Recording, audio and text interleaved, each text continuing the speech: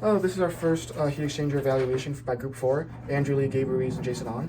So our heat exchanger follows the design of concentric tubing. We have two tubes that are concentric, and the inside is a 1/4 copper tube, and the outside is a 3/8 corrugated plastic tube.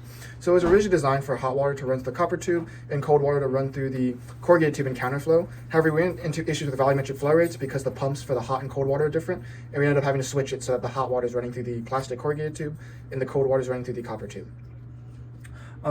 The overall dimensions of our thing is that the diameter of it is 4.5, and the total height, including this attachment here, would be 8 inches. However, this actual section is just 4 inches.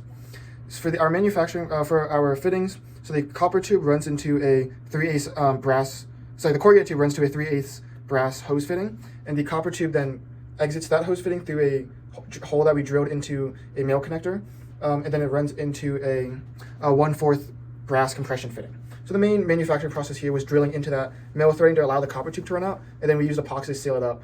We have duct tape right now to help prevent some leaks because of some issues with Teflon taping.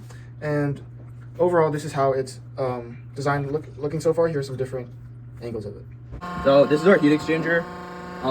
The outer tube is corrugated 3/8 inch tubing that's normally used in electrical conduits. We have a couple of leaks right here and here. Right now they're covered up with duct tape because to slow it down just for testing, but we'll be covering them in sealant later. This is the only joint that we didn't Teflon, so it's leaking. But everywhere else where we Tefloned and sealed it, it's fine. Right now our cold inlet is here and our hot inlet is here. So the hot is flowing through the corrugated tubing and out this side, and then our cold outlet is here. We had originally designed it for the cold to be on the outside and the hot to be on the inside, but since I had done the math to see if it was feasible with our diameters using this pump design, it doesn't hit the 2 liters per minute flow rate that we had designed it for, since it's using this much smaller, weaker pump.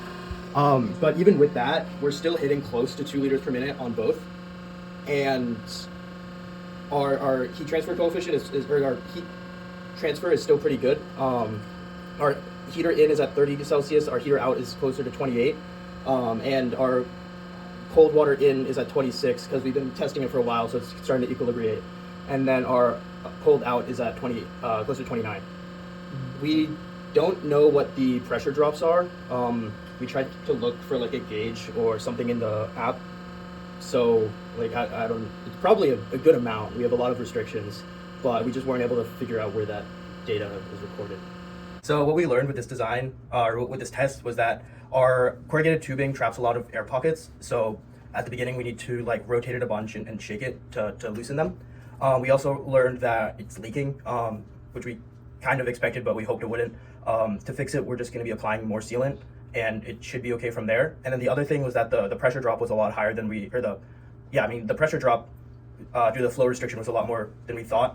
So our volumetric flow rates weren't as high as we would have liked, and it shouldn't be an issue, but yeah.